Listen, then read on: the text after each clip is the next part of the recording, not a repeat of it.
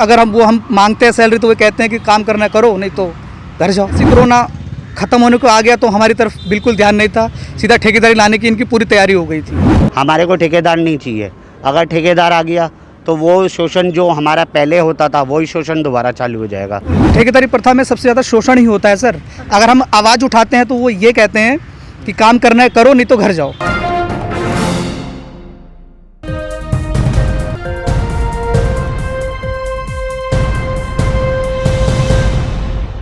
मेरा नाम रवि है और हम दिल्ली सरकार की डिस्पेंसरी में पिछले 10-12 सालों से कार्यरत हैं। कौन सी जगह पर? हम अलग अलग डिस्ट्रिक्टों से हैं। और डिस्ट्रिक्ट में हो? आपकी कौन सी डिस्ट्रिक्ट? South district.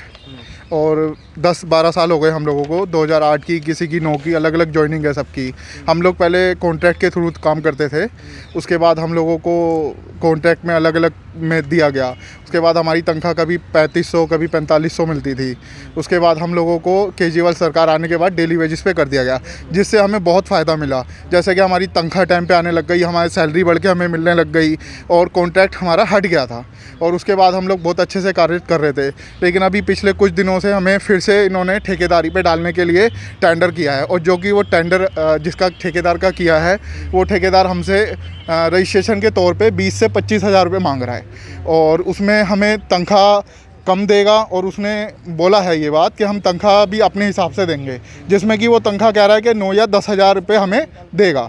और उसमें हमारा शोषण भी बहुत होता है, जैसे कि हमारी तनख्वाह टाइम पे नहीं आती, 3-3 महीनों में हमारी तनख्वाह आती है और लेने जाना पड़ता है। अलग अलग तरीक़ों से हमें मतलब परेशान किया जाता है, जिससे हमारा बहुत शोषण होता है। तो हम लोग केजरीवाल सरकार से हाथ जोड़ के दरख्वास्त करते हैं कि हमें इस कॉन्ट्रैक्ट से बचाया जाए। और जिसमें कि अभी हमने पूरे साल, जैसे अभी एक कोरोना चल रहा था, हम लोग संक्रमित भी हुए थे और हमें 15 दिन जैसे घर पे रहा तो उसके भी हमारे पैसे काट लिए गए थे, उसके भी हमें पैसे नहीं मिले। और जैसे कि हमारे वेजिस में भी कटौती कर दी गई है, कोई बात नहीं, लेकिन उसके बाद भी हमारे साथ शोषण ये हो रहा है कि हमें ठेकेदारी प्रथा पे दिया जा रहा है। तो हम लोग हाथ जोड़ के अपने केजरीवाल सर से दरख्वास्त करते हैं कि प्लीज़ इस ठेकेदारी प्रथा को रोक दीजिए, ताकि हम लोगों का शोषण ना हो, हम लोग अपना काम धंधा अच्छे से कर सके और घर गृहस्थी चला सकें।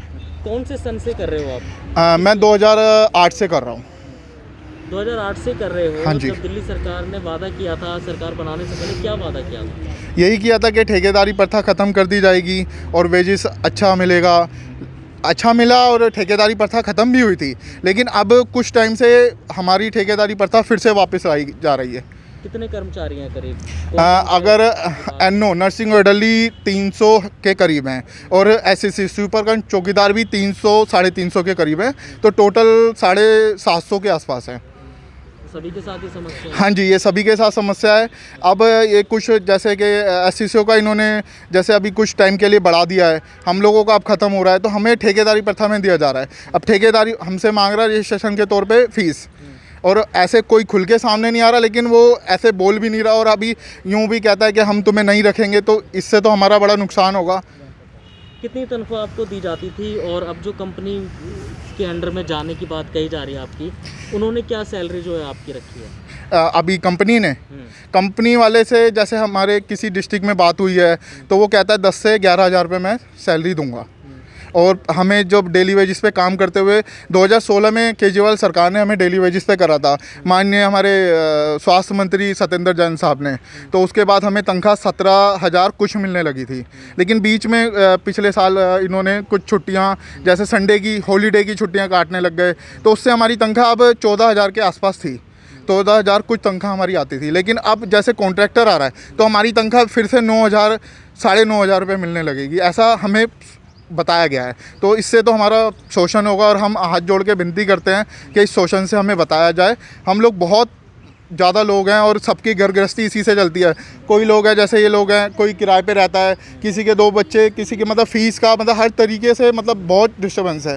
और ऐसे में एक ये मतलब मंदी तो है, आप ये देखिए कि काम नहीं है बिल्कुल किसी के पास। आप तेल देखिए, सिलेंडर देखिए, हर चीज़ महंगी है, और उसके ऊपर से कंपनी और उसके ऊपर से हम लोगों का भार, तो हम लोग कैसे अपने घर गृहस्थी को चलाएँगे। मेरा नाम पायल गुप्ता है, मैं डीजीडी मॉलर में डिस्पेंसरी में कार्यरत हूँ। मैं 2013 से कर रही हूँ वहाँ पे। तो बस अब बहुत प्रॉब्लम आ गई है जब से ठेकेदारी प्रथा आई है। हमने सुना है हमारे पैसे मतलब ज़्यादा भरने पड़ेंगे और मिलेंगे कम हमें। वही हम जैसे हमें तो ये लगता है जैसे हम जहाँ खड़े थे वहीं फिर से आ गए, यानी कि ठेकेदारी प्रथा फिर से शुरू हो रही है, वही हमारा शोषण होने लग गया।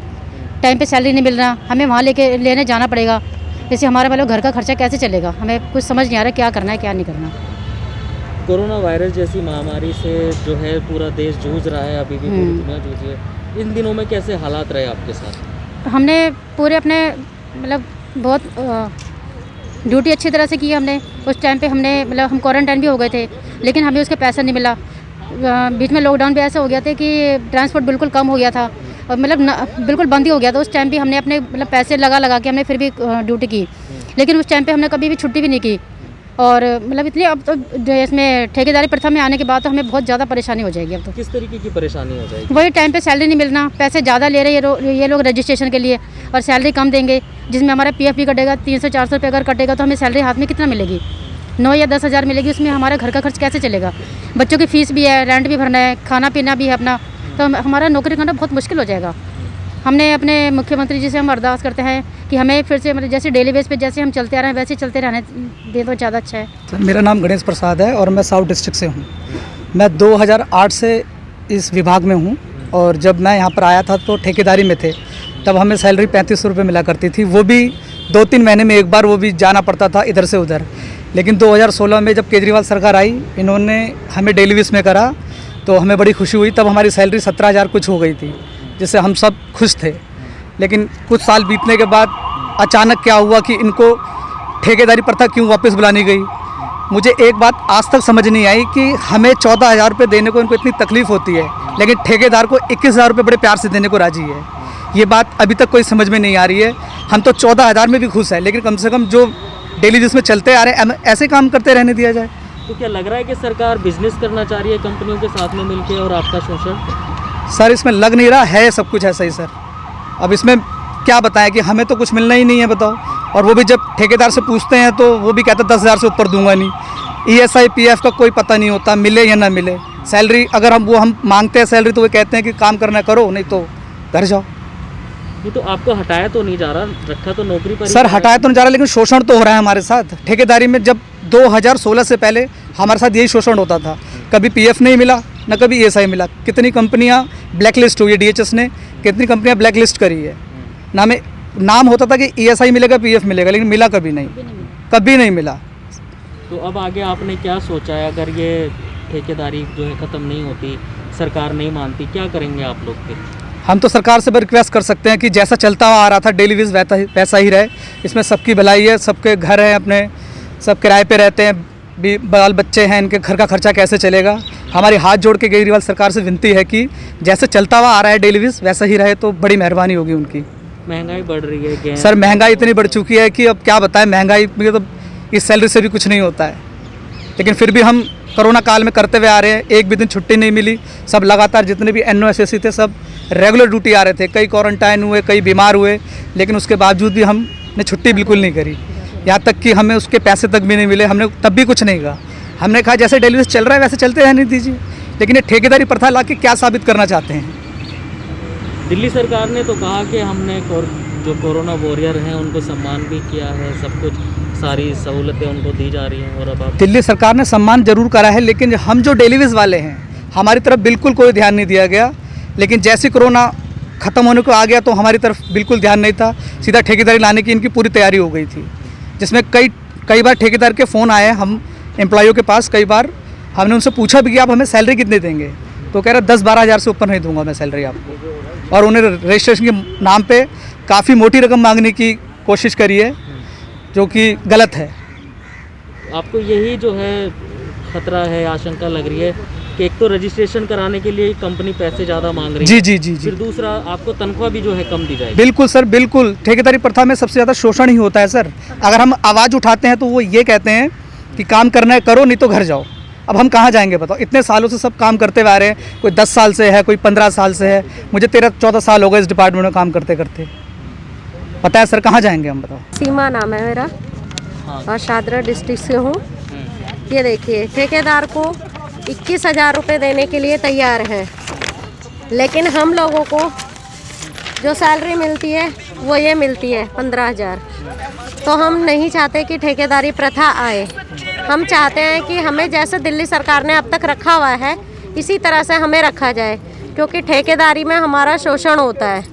जब हम लोगों ने इस कोरोना काल में जब घर से बाहर कोई नहीं निकल रहा था, हम लोगों ने जब बसें भी नहीं चल रही थी, किस तरह से हमने अपनी ड्यूटी करी है पूरे टाइम से। हमने ये नहीं देखा, हमने हर किसी की मदद की। सुबह से 8 बजे से 5 बज जाए चाहे 6 बज जाए, हम लोग तब भी ड्यूटी निभाई है हमने। तो अब हम लोगों के साथ ऐसा क्यों हो रहा है? सरकार ने अभी नहीं सुनी आपकी क्या? नहीं, अभी तक हमारे पास कोई जवाब नहीं आया है। हम लेटर लगा चुके हैं सर।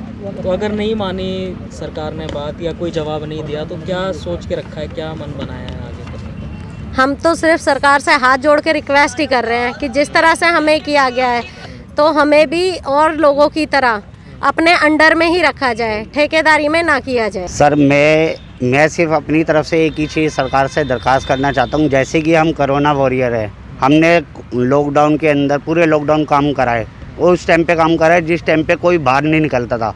उस टाइम पे हम आके काम करा, हम लोग पॉजिटिव भी हुए। जिस तरीके से हमने भेदभाव नहीं करा, अपना काम करते हुए हमने भेदभाव नहीं करा। सरकार या कोई भी अधिकारी हमारे साथ भेदभाव ना करे। हम लोगों को ठेकेदारी में डाल रहे हैं। अब जाके 5 साल बाद जाके जब हमारी नियुक्ति हुई थी तो DGHS ने, हमारे डिपार्टमेंट ने ये है ना पेपर के अंदर कटिंग डाली थी कि DGHS ने करी नियुक्ति। और दूसरी चीज़ ये है सर कि हमने जैसे सबकी सेवा करी है वैसे ही कोई ना कोई हमारी आके हेल्प करे, मदद करे। हम लोग कैसे अपना घर का पालन पोषण कर रहे हैं हमें पता है। पहली बात तो 14,000 में घर नहीं चलता। अगर मार्केट में भी जाते हैं दूध सब्जी लेने, वो भी कम से कम 6,000 रुपये महीने का आ जाता है। और हमारा जो किराया है वो किराया कम से कम मान के चलो सर 2,000 रुपये हमारा किराया बैठ जाता है। तो हम कहाँ से क्या करें? अगर ठेकेदार आता है हमसे मांगता है 25,000 रुपये, ठीक है, अगर हम उसे 25,000 रुपये देते हैं तो वो रखेगा। अगर हम उसे नहीं देते तो वो साफ मना करता है, भाई मैं नहीं रखता। अगर इसके ने हम कोई आवाज़ उठाते हैं तो हमें सीधा धमकी दी जाती है कि भाई तुम लोगों को नहीं रखा जाएगा। क्या काम रहता है बेसिकली आपका डिस्पेंसरी में? देखो सर, अलग अलग पोस्टों पे अलग अलग काम होते हैं। जैसे नर्सिंग ऑर्डरली है, नर्सिंग ऑर्डरली का बेसिकली काम यही रहता है कि जो पेशेंट आते हैं, पेशेंटों को लाइन में क्यू में बिठाना, मेंटेनेंस रखनी और साफ़ सफाई रखनी, डॉक्टर के टेबल वगैरह, डॉक्टर की बेल सुननी।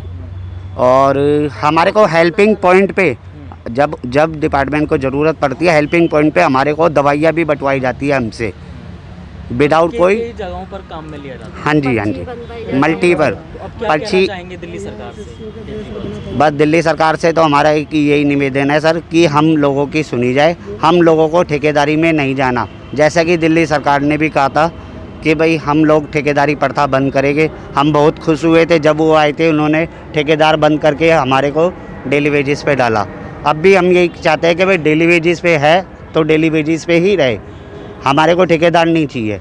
अगर ठेकेदार आ गया तो वो शोषण जो हमारा पहले होता था वही शोषण दोबारा चालू हो जाएगा। सभी अहम खबरों के लिए न्यूज़ MX को सब्सक्राइब करें, साथ ही बेल आइकॉन को जरूर दबाएं। लाइक, शेयर, कमेंट करना ना भूलें।